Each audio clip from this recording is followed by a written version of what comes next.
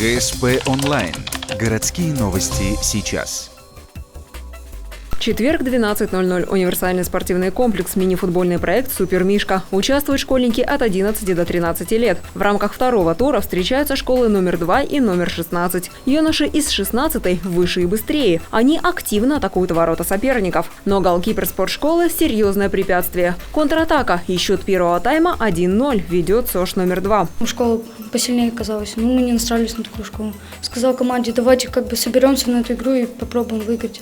На третьей минуте второго тайма паритет восстановлен. Отличился Максим Шестаков. Еще 1,5 минуты и команда спортшколы вновь вырывается вперед. Автор голов – Валерий Цветков и Вадим Жигарев. На счету Вадима это второй забитый мяч. Напряжение сохраняется до последних секунд. СОШ номер 16 удается сравнять счет. Результат на табло 3-3. Решающий мяч забил голкипер. Побежал в центр, мне дали передачу, пробил, не попал. Вратарь отбил перед собой, ударил и мальчику в ногу. И забил. У школ номер 16 и номер 2 ничья, но уже 27 ноября их ждут новые соперники. Тогда пройдет следующий круг всероссийского соревнования.